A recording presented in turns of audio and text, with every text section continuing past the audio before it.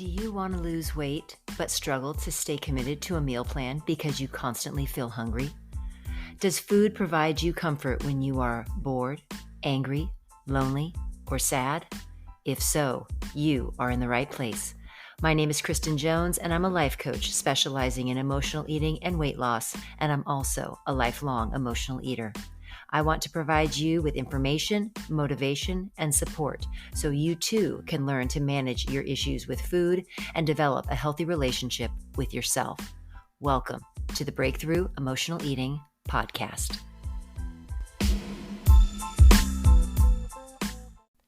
Hi, and welcome to the Breakthrough Emotional Eating Podcast. My name is Kristen Jones, and thank you so much for joining me today. Today's episode number 18, how to eat like a real person forever. So on today's episode, you are going to learn how once you understand your thoughts and beliefs behind why you eat, you will be able to eat anything you like. Also, the one thought that you always need to remember to prevent you from overeating. And finally, what happened when one of my clients ate takeout for 21 days straight? It's a great story. So just definitely will show that there is a way for you to eat that is absolutely within your reach, which is very attainable, and it will allow you to be able to not only lose weight, but keep it off forever. If you aren't a member of the Breakthrough Emotional Eating Facebook group, you definitely want to be a part of this community. You want to go to www.facebook.com/groups/food-breakthrough, and you can become a part of an incredibly supportive, encouraging, and life-changing collection of individuals who are there for each other through their emotional eating trials, tribulations, successes, victories. It's just an amazing place to be. So I'd love to have you there as a member. This week, my client shout out is going out to Tina Pfister, and I've spoken about Tina before on the podcast. Tina was active duty in the Army and now works for the Army and is a busy grandma and a student. Tina made a recent decision to take a semester off of school in order to get herself back on track with her health and fitness. And since doing this reset, she has actually lost 5 pounds and is feeling like she can actually absolutely conquer the world. The reality is that for Tina is that she has made a mental shift, and she's recognizing how much better she feels when she is taking care of herself and how much her life improves when she is doing what is best for her health. And all of us can really, really learn from that. So keep it up, Tina. Proud of you for your commitment to yourself and for moving yourself forward. So great job. Moving ahead onto today's episode, how to eat like a real person forever. So the first thing that we need to take a look at is we need to realize what thoughts and beliefs that each person has that drive us to eat. So the first thing that you have to understand is that your thoughts, the thoughts that you generate about everything in every aspect of your life, not just about your weight, but about you as a person. If you are walking around thinking you are a failure, you are a horrible person, or that you can't stick to anything that you set out to do, or you're going to absolutely feel horrible about yourself. And when you do that, when you feel badly, what do most of us want to do? We want to comfort ourselves. And what's the easiest way to comfort ourselves? That would be by eating. So when your thoughts lead you to eat, the bottom line is you need to change your thoughts. Well, how do you do that? First, you need to start by observing the thoughts that you have and how they make you feel, and what those feelings in turn cause you to do. If they lead you to eat in a way that doesn't serve you or your long-term purpose, then you need to look at how you're thinking about yourself and about the subsequent actions that you do. Well, the same is true with our beliefs and the beliefs that we have about ourselves. If you believe that you can't lose weight or you will always have an issue with food, I can promise you, you absolutely will. Beliefs that we had when we were children are not beliefs that we have to hold on to. If they're not working for us, then we need to get rid of them. We need to let them go, and we need to create new beliefs about ourselves. And once we do that, so many opportunities in our lives will open up. Our lives will just become easier. So my question is, do you have thoughts and beliefs about yourself that aren't serving you? And in fact, are they holding you back from living the life that you want? And that's something that we all really need to think about. So I had a limiting belief that I carried around with me for most of my life. And it was something that would come up pretty frequently in my internal dialogue, but I never really truly realized how much it was impacting my life and my relationship with food until I really took a look at it. And I'm going to be honest, this is probably one of the first times that I have publicly ever talked about this. So bear with me. As a child, I was frequently told that what I did was stupid, and stupid was the word that was used. Now, for me, I heard that I was stupid. In fact, I was being told that what I was choosing to do was stupid, but all I heard was stupid and me. And so I thought that I was stupid. I would forget to make my bed. That was stupid. I wouldn't do my chores. That was stupid. What I had heard in my head, again, was that I was stupid. And I carried that around with me for the longest time. I never achieved the way that I could in school because I just didn't think I was that smart. So why should I really put any of the effort out? I always thought that I was stupid. So that really, it held me back from really achieving in a way that I absolutely could. So one of the things that I did was I used that belief that I had given to me as a motivator. As I got older, I used it as a motivator. After I got out of high school, I actually started to have some success in classes in school when I was in high school. And so when I got out of school, I decided that I was going to use that. I wasn't going to let that hold me back, but I instead was going to use it as a motivator, and I was going to really prove to myself that it wasn't true. And so I consequently graduated from college. I earned 2 teaching credentials as well as a master's degree. But the thing was, I still walked around thinking I was stupid. Now, if you tell yourself you're stupid enough times, you're going to feel horrible about yourself. And what do people do when they feel horrible? Well, they eat to soothe their feelings. And that's what I did. So once I came to terms with this limiting belief that I had about my intelligence and how what I had been told when I was young was not, in fact, true about me, I was able to address many more of the negative thoughts that I had and that I had been saying to myself that had also, in turn, caused me to eat. So again, my question is, what limiting beliefs or thoughts about yourself is causing you to eat in a way that is not serving your body? Once you get those things figured out, these beliefs can be changed and they serve your life in a positive way, you are going to no longer need to eat to feel better about yourself because you're already going to feel that way. You're not going to need to eat to feel better because you will feel better all the time.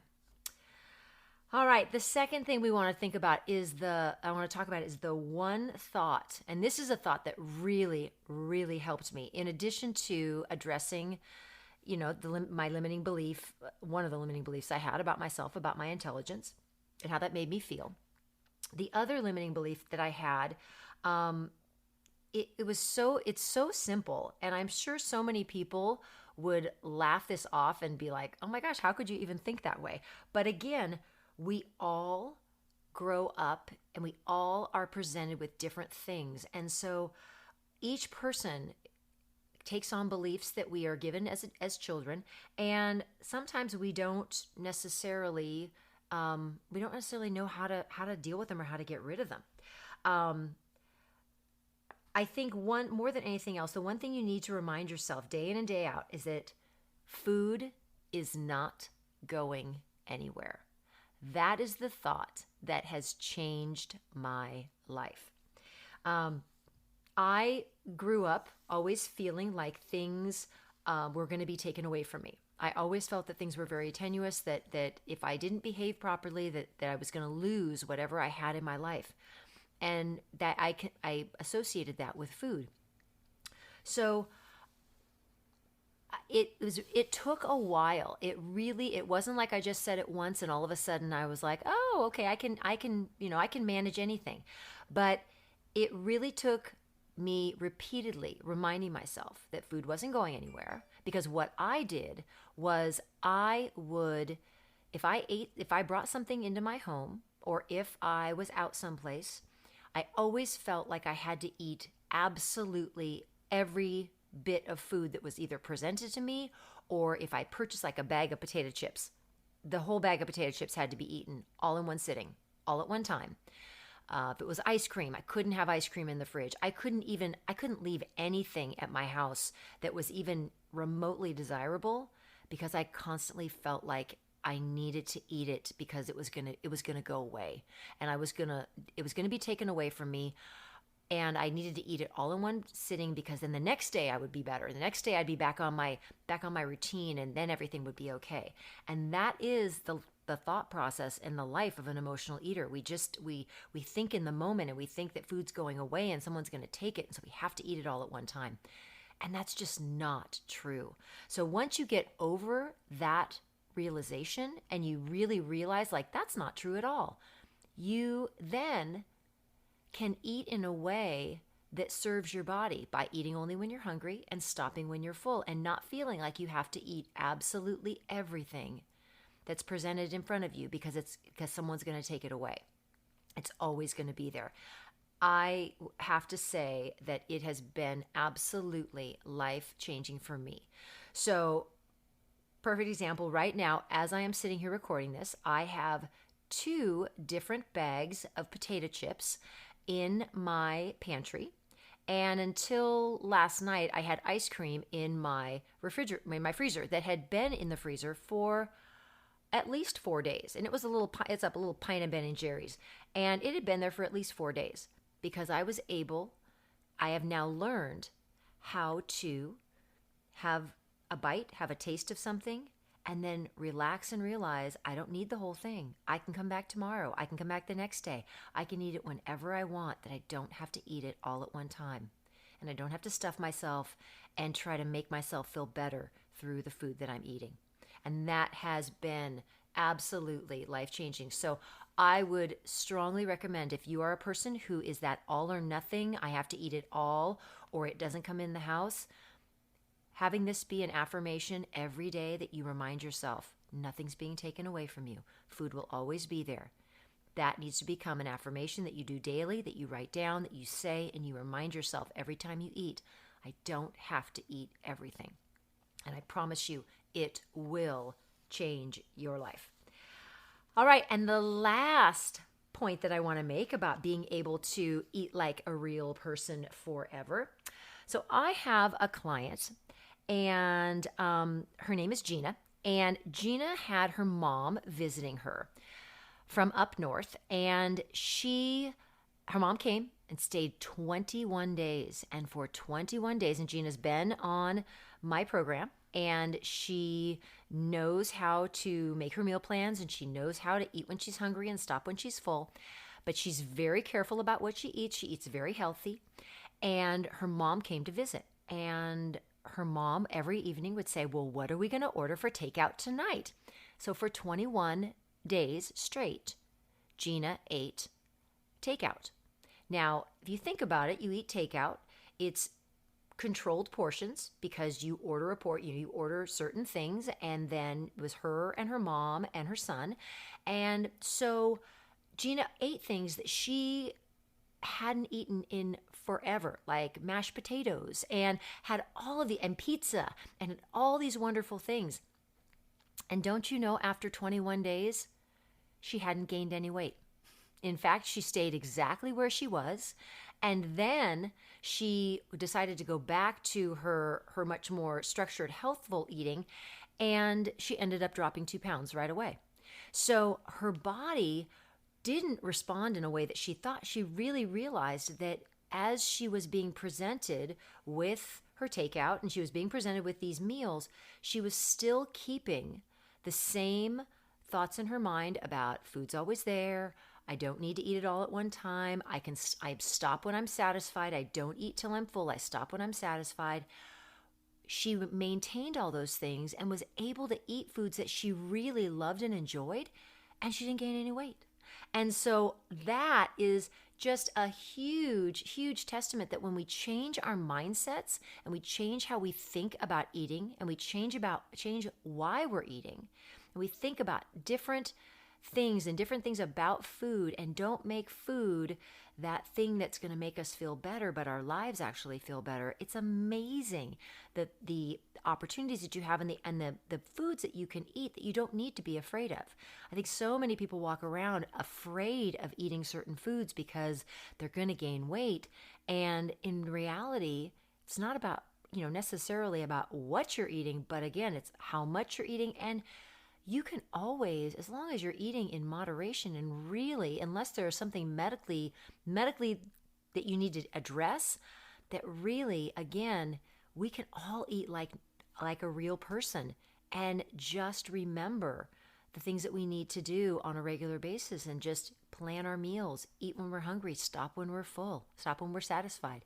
And really that puts it into a whole different perspective that you can absolutely, you don't have to focus and obsess on your food and what you're eating, but you can actually live your life. So that's pretty exciting. And that's what I want for everybody. So again, how to eat like a real person. Let's make sure that we're remembering our thoughts and our beliefs about ourselves, that we have the thought that food's not going anywhere, that it's always going to be available to us.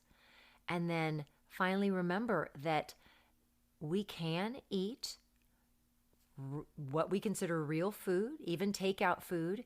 And when you know how to eat and why you're eating and keep that in mind as you're eating, that there's nothing you can't do. There's nothing you can't enjoy in life and not have there be a negative repercussion or a negative effect by it.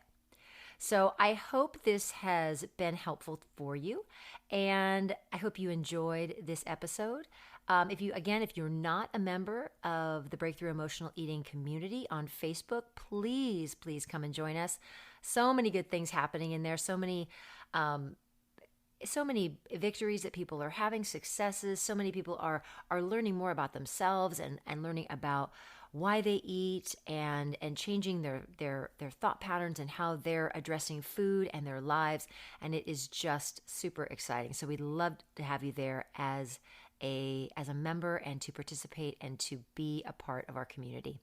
So until next week, thank you so much for joining me and have a fabulous day.